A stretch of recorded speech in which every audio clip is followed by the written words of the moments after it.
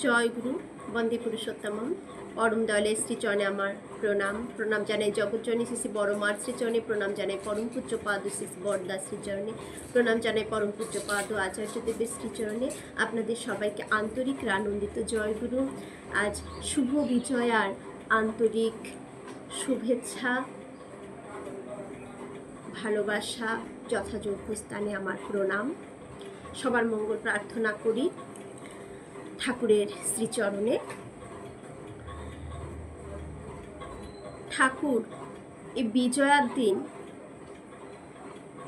সকলের জন্য কি প্রার্থনা করলেন আলোচনা প্রসঙ্গে সেটা রয়েছে, সেটাই আমি আজকে বলবো। এবং পরম প্রেমময় শ্রী শ্রী ঠাকুরের বিজয়া, শ্রী শ্রী ঠাকুর মা দুর্গাকে কখনো মাটির প্রতিমা হিসাবে দেখেননি। তিনি বলেন, প্রতিমায় যাকে পূজা করা হয় তিনি প্রতি ঘরের দেহধারী মা। তার মানে নিজের মায়ের উপর ভক্তি ভালোবাসা যার যত জীবন্ত, তার কাছে দুর্গাপূজার সার্থকতা তত বেশি। নিজের মাকে খুশি ও তৃপ্ত না করে হাজার ঢাকঢোল বাজিয়ে পূজা করলেও কোনো ফল হয় না। তাই দয়াল ঠাকুর বলেছেন, ভগবতী পূজা করি তার মানে নিজের মাকেই উপাসনা করি।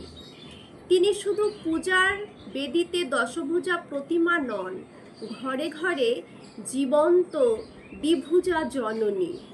প্রতিটি ঘরের মা জগতের মায়েরই একটি রূপ।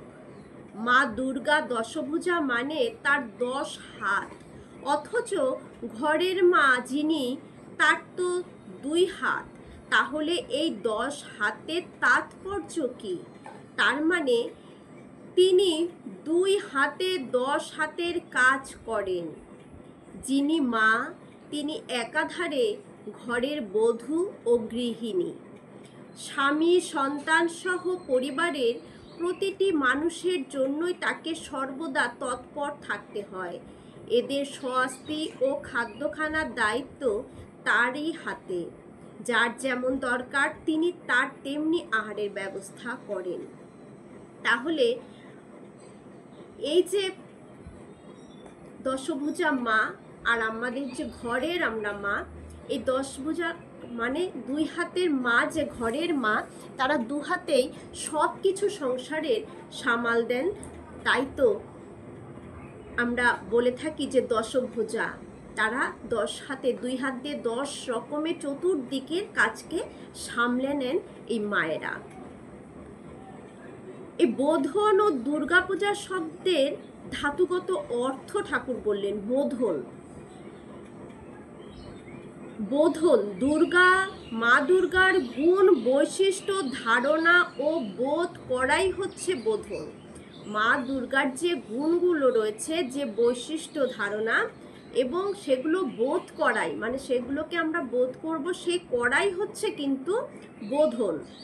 আর দুর্গা মানে বিপদ প্রতিরোধক দুর্গ। দুর্গা হচ্ছেন মাতৃদুর্গ। তাহলে মা দুর্গার যে গুণ বৈশিষ্ট্য ধারণা ও বোধ, যে সেইগুলো করাটাই হচ্ছে কিন্তু বোধন। শ্রী শ্রী ঠাকুর বললেন, মা অসৎগুলি থেকে দরজা বন্ধ করেন, অসৎগুলি ছেদন করেন। বিহিত বিশেষত্বের ভেতর দিয়ে বিশিষ্টভাবে পরস্পরের হৃদয় জয় করার উৎসবই হচ্ছে কিন্তু এই বিজয়া। এই যে বিজয়া দশমী, এই বিজয়ার সংজ্ঞা কি দিলেন ঠাকুর? যে বিহিত বিশেষত্বের ভেতর দিয়ে বৈশিষ্ট্যভাবে পরস্পরের হৃদয় জয় করার উৎসবই হচ্ছে এই বিজয়া। মানে একে অপরের হৃদয়কে জয় করাটাই হচ্ছে কিন্তু বিজয়া। তাই দেখবেন বিজয়াতে যেমন সবাইকে মানে গুরুজনদের প্রণাম করা হয়, সবাইকে ভালোবাসা জানানো হয়, মিষ্টি মুখ করানো হয়, কারণ সবার সাথে সবার একটা মিলন, এই মিলনটাই হচ্ছে কিন্তু বিজয়া। বিসর্জন বলতে ঠাকুর বললেন বিসর্জন বলতে আমার মনে হয় ডুবিয়ে দেওয়া নয়, বিশিষ্ট সৃজন। সৃজন মানে যেমন গাছপালাকে আমরা লাগাই, সেরকম বিশিষ্টকে সৃষ্টি করা, মানে সৃষ্টি করাটাই হচ্ছে সৃজন। দেবতা যেন স্বপরিবেশ আমাদের ভেতর মুক্ত হয়ে ওঠেন। যে দুর্গা পূজার যে বিসর্জন হচ্ছে, ঠাকুরকে যে আমরা বিসর্জন দিচ্ছি, আমার ভেতরে দেবী দুর্গার যে গুণগুলো সেগুলো যেন মূর্ত হয়ে ওঠে, সেটাই হচ্ছে কিন্তু বিসর্জন। এইভাবে তার ভাব আমাদের ভেতর সৃষ্টি না করলে দেবতা ফুটে ওঠেন না আমাদিগেতে। বিসর্জনের ভেতর দিয়ে নতুন বিশিষ্ট সৃষ্টি যদি না হয় তবে বিসর্জনের সার্থকতা নেই। এই যে বিসর্জন, এটা সার্থকতা তখনই হবে মা দুর্গার যে বিশিষ্টতা রয়েছে, যা গুণ রয়েছে, সেইগুলো যদি আমাদের প্রতি প্রত্যেকের ভেতরে সেগুলো ফুটে না ওঠে, সৃষ্টি যদি না হয়, তাহলে কিন্তু এই বিসর্জনের সার্থকতা নেই। তাহলে বিসর্জনের এটা হচ্ছে আলোচনা প্রসঙ্গের 22তম খণ্ডে রয়েছে। তাহলে বিসর্জনের সার্থকতা তখনই হবে যখন আমরা মায়ের গুণগুলোকে আমরা প্রত্যেকের ভেতরে ফুটিয়ে তুলতে পারবো, তবেই কিন্তু তার পূজাও সার্থক হয়। তাকে যে অঞ্জলি দিচ্ছি, এই অঞ্জলিটাও সার্থক হবে, এবং বিসর্জনে যে মাকে সিঁদুর পরাচ্ছি, মাকে বিদায় জানাচ্ছি, সেটারও কিন্তু সার্থকতা হবে। নইলে কিন্তু শুধু এটা একটা একটা নাটকের মতো নাটকীয় অবস্থায় শেষ বাণী সেটা পাঠ করে শোনাচ্ছি। জীবনের দীপ্ত অনুবেদ যখনই অন্তরকে সৃষ্ট করে তোলে, আপনার সকল বোধ দীপ্তি যখনই সিক্ত হয়ে ওঠে, দীপ্ত বেদ তৎপরতায় শ্রীদীপ্ত উদ্বেজনায় সব যা কিছুকে উচ্ছল করে নিয়ে সত্তা দেবতা তখন চারিদিকে নিজেকে পরিব্যাপ্ত করে দেয়।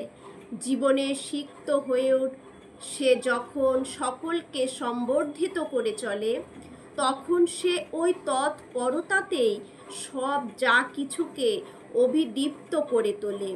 প্রতিটি অন্তঃকরণে তার সুষ্ঠু পরিচর্যায় পরিবেশের সব কিছুকে উচ্ছল করে তোলে, আর তখনই উত্তাল করে তোলে সকলের শিষ্ট সুন্দর কৃতি তৎপরতাকে।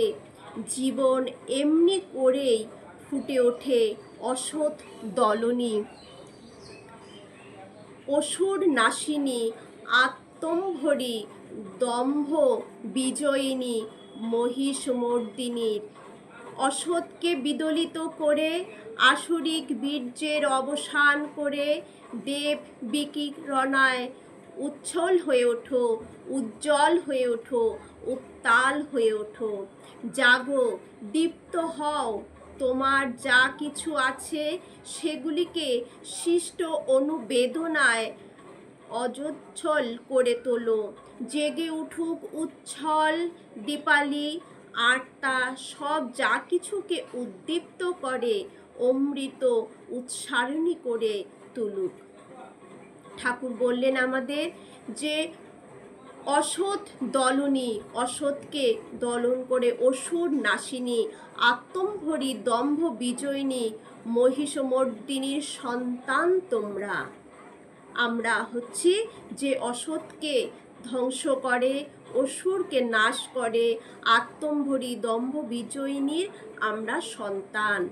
অসৎকে বিদলিত করে আসরিক বীর্যের অবসান করে দেব বিকিরণায় উচ্ছল হয়ে ওঠো। আমাদের উচ্ছল হতে বললেন, উজ্জ্বল হয়ে উঠতে বললেন, উত্তাল হয়ে উঠতে বললেন পরম দয়াল শ্রী শ্রী ঠাকুর। আর আলোচনা প্রসঙ্গে আরেকটি জায়গায় শ্রী শ্রী ঠাকুর বললেন,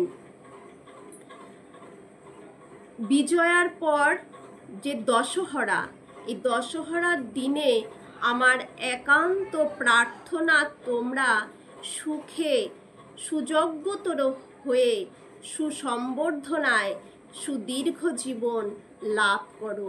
আমাদের জন্য ঠাকুর এই প্রার্থনা করলেন। আমরাও পরম দয়ালের শ্রীচরণে আজকে এই শুভ বিজয়ায় ঠাকুরের শ্রীচরণে আমরা জানাই আভূমি লণ্ঠিত প্রণাম।